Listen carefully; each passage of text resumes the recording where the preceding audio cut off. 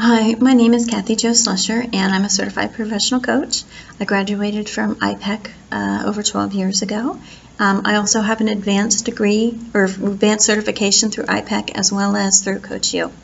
And this is a mock coaching session with Patrick as a follow-up and a next step to my application as an accountability coach with the Ask Method.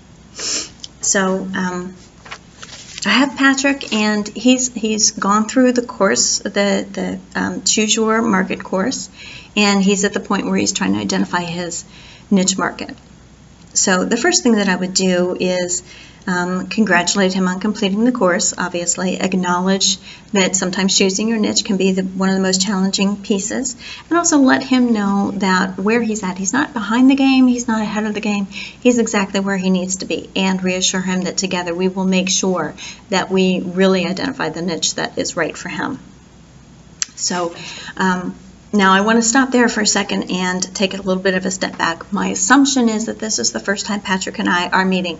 If it is not the first time that we are meeting, if we have met progressively before, obviously the first thing that I would do would be to do a touch base and a check-in on what he had committed to accomplishing in our last session, to make sure that he's accomplished that, and if anything got in the way, or if he hadn't accomplished something, find out what it was that stopped him from that, and try to make sure that that does not present itself as a challenge as we move forward. So the next thing that I would do would be to really identify with him what a niche is. That a niche is made up of both your target audience and the challenge that they are facing. So those are two areas that we have to make sure that we are addressing, not just say a business planner. You have to identify who the target audience is that you want to go to. That is the most powerful form of a niche. Then I would go through and ask him if he had any ideas on how we would move forward.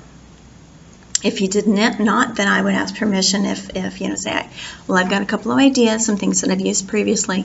Do you mind if I kind of take the lead on this? Assuming he says yes, then I would ask him a series of questions, ranging from what is it about these particular things that excites you? Why did you choose this area to go to? What is it that you feel like can be really successful in each area? And I spend a little bit of time there and try to find some commonality. If there is commonality, or even ask him, what is the commonality between all of these? Then say a commonality is, I really, really love helping people. Then I want to make sure that no matter what he chooses as we move forward, that is his intention, is that it is centered on helping people, or whatever it is. And then the next thing I would do would be, I have this tool that I use called the Niche Grid Analysis, and it basically quantifies whatever your selection is as far as a niche goes, to help you really see if it is something that is a viable niche for you. And it's just a series of questions that you rank from 1, 5, and 10, 1 being not true at all, 5 being somewhat true, and 10 being absolutely true. And the questions range from, I have a great deal of passion for this group, to I'm qualified to work with this group, to there's enough members in this group to meet the volume that I need, and that I can handle any issue that arises with this group. So it's a series of questions that would help to narrow down and to quantify each selection to make sure that this is a viable option for him.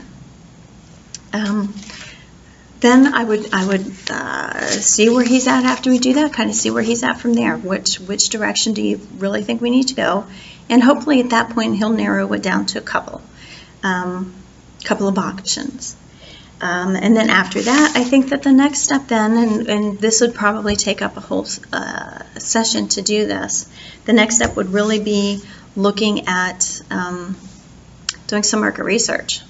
And this would probably be what I would ask for him to commit to doing. Would be some market research, looking at the internet, just doing some keyword searches.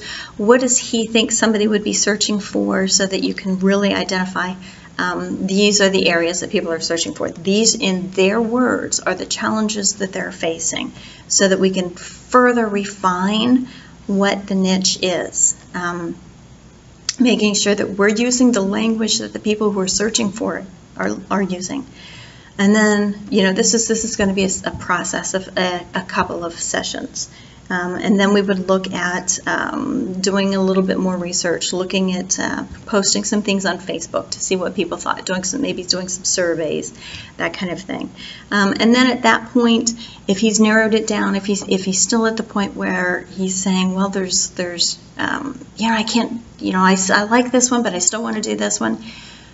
Then I would say, okay, you can absolutely go after multiple audiences or multiple areas, but how about if we save this as phase 2 of your business development instead of this phase 1? Let's move forward with what we have, get that machine going, and then we can circle back around to phase 2 and move forward from there. So that's kind of a very quick, very general overview of what I would do. Sometimes these things are so hard because I like it to be organic, and I like for the client to kind of lead the session a little bit more. But if they're not able to, I have the knowledge, the know-how, and the tools to move forward with them.